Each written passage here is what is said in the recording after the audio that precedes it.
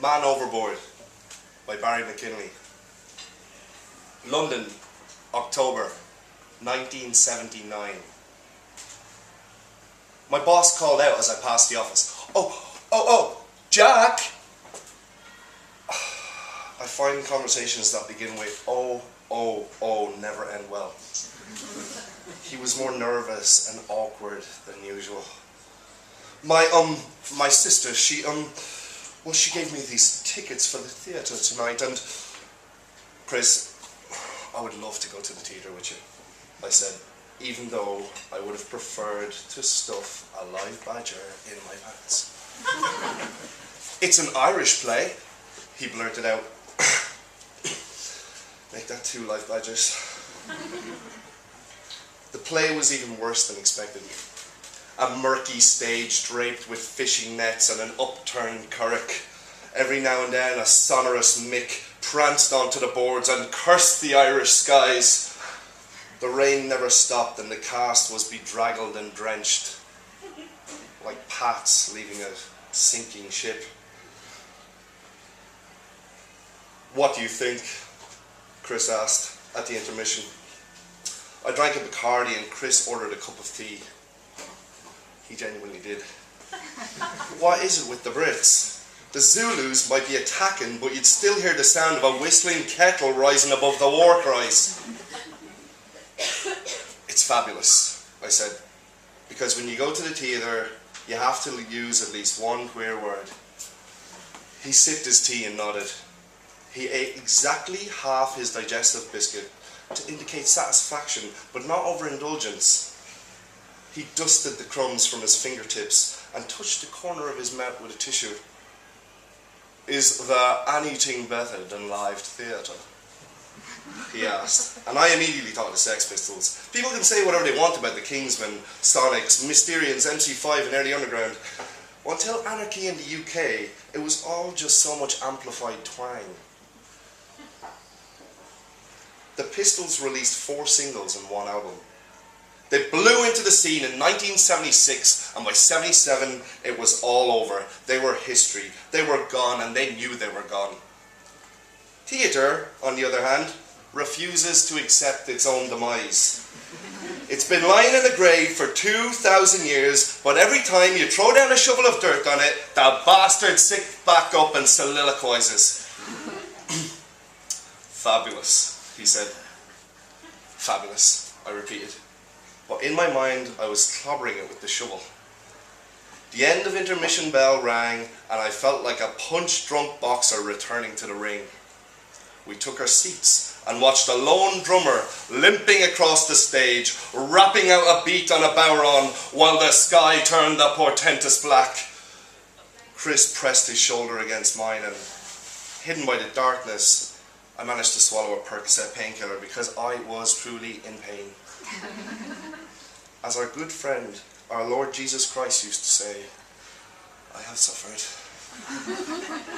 When the last curragh was sunk, the last father beaten to a pulp, the last pint of porter slobbered over, and the last donkey race ran, we shambled onto Shaftesbury Avenue with 1,000 confused Brits. To them, the island next door was a more enigmatic place than ever, a place to send your soldiers, but not your tourists. I know this great little Indian restaurant in Soho, Chris said, and the night I thought was over had only just begun. The Taj was upscale, full of chrome and mirrors rather than brass and flack wallpaper. The waiters wore sharp suits and white turbans that looked like crash helmets made from giant onions. You must really tell me more about your country, Chris said, and so I invented the Ireland of his imagination, full of picturesque nonsense, thatched cottages, accordion players at the crossroads, one-room schoolhouses presided over by unshaved Latin scholars. I was tempted to throw in a leprechaun or two, but somehow managed to resist. Enchanting, he said. Enchanting, I repeated. Chris stared into my eyes with longing, and it was time for evasive action. I reached into my pocket and pulled out a block of hash. "Do you know what this is?" I asked. "Yes, I do," he said, frantically looking about the restaurant. "Or at least I think I do. When I was in college it was offered, but I never said yes." "Now is your chance to say yes." I cut the cube in two and slid his portion across the tablecloth, leaving a green-brown smudge on the linen. He quickly covered it with his hand. "You want to smoke this in here?" he said. "Who said anything about smoking?" I popped the block in my mouth, chewed and swallowed. After some embarrassed hesitation, he picked up his portion and did likewise. Our meals arrived on brass platters, and a man with an onion head spooned rice onto our plates. Chris dipped his fork and put it to his lips. "C'est piquant," he said. I was alarmed. Use of French language is generally a prelude to sodomy. I felt the overwhelming need to do something heterosexual, like scrimshaw whalebone or run outside and lay tarmac. "Will I know when the effect starts to happen?" he asked. "You will know," I replied. "You will definitely know." Dessert was a variety of fritters dipped in a mixture of bazooka bubblegum and melted rubber glove. I stared into the plate and tried to find a small corner of the mess that was edible. When I looked up, Chris was smiling stupidly, and then he laughed. I've never heard him laugh before, but I wasn't sure if the squeal was the result of English public school or the quality Moroccan hash. Either way, people near the tables were looking at us. The waiters, huddled in a corner and exchanged Hindi words of concern. And then Chris did it again. This time it was pirate from the Spanish Main means little old lady on a roller coaster. A waiter came to our table and asked if everything was okay. Perhaps we might like some tea. "Are you expecting the Zulus?" I said. Chris doubled over from underneath the edge of his tablecloth. I could hear him choke on the word Zulus. The waiter waited for Chris to recover, but the effect was only beginning. When Chris sat upright, a change had taken place. Something dark and inexplicable was happening in the space where sense was generally made. "I feel strange." "You're meant to feel strange." "I feel like I'm going to die." "You're meant to feel like you're going to die." I tried to restart the laughter, but his eyes misted over and a tear emerged. The waiter, standing awkwardly beside us all the time, looked down at me and said the worst thing he could possibly imagine he could say. Well-intentioned and delivered in a gentle tone of voice, but devastating.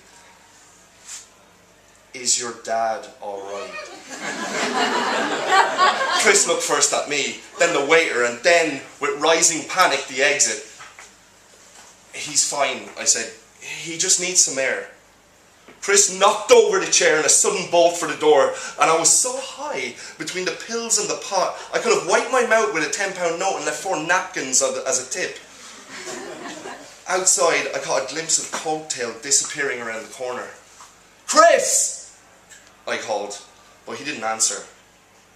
When I caught up to him, he was clawing at the shutters of the Leicester Square tube. "I have to get home!" "The tube isn't running." "He thought I was your dad!" What was I supposed to say? Along with being twice my age, Chris was critically unfashionable.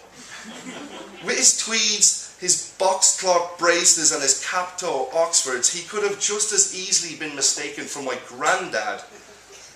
Was he too blind to see the vast gap between us? I wore black boots with Cuban heels, grey cords and a quilted Sun Yat-sen jacket. Girls turned around to watch me on the street. Did I bloody well have to spell it out for him? Maybe I did. Maybe I needed to shout it in his face as loud as I could. I grabbed him by the lapels, pushed him up against the shop window. It was like trying to position a mannequin with broken legs. "Don't you get it, Chris? I like women. A look of complete bafflement spread across his face. So do I, Europe said. So do I, you bloody fool. I just thought we were friends. He pushed past me and flagged down a taxi. He jumped inside and was gone. Oh, I said to the emptiness of Charing Cross Road. Oh. That was not expected. I turned and started to walk with no destination in mind. I paused on a high Holborn and said, "Oh!"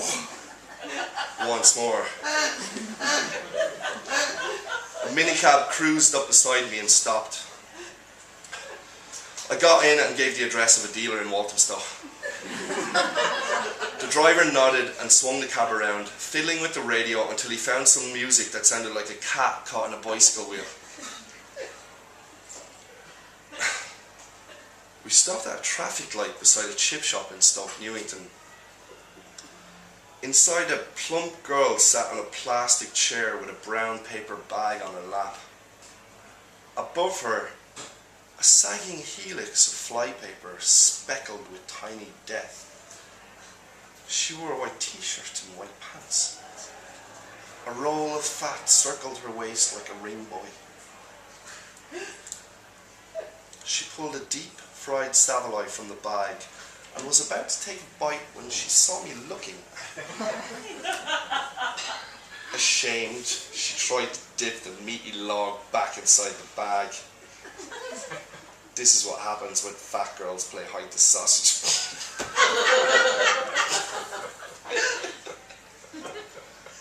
I looked away. She looked away. The cab moved on through the night like a wet shadow, skimming on streets I had never seen before. I was surprised by the size of this fucking place. Before I came here, London was Big Ben, Tower Bridge, the Houses of Parliament, all squeezed together in like a little snow dome. But now it's a giant red brick virus, expanding exponentially, eating up the healthy green body of the home counties, killing everything it touches. A man on a grasshopper green Kawasaki pulled up beside us. The bike sounded like a chainsaw stuck in knotty hardwood, and when he blipped the throttle, an oily vapour coughed out from 3 fluted pipes. He tapped his left foot, cut down a gear, and swept into the lane ahead of us. His tail bulb, shaken by vibration, signalled a message of bursts of 3. 3 long flashes. I remembered from my days in the Sea Scouts that this was the letter O. Oscar. Man overboard.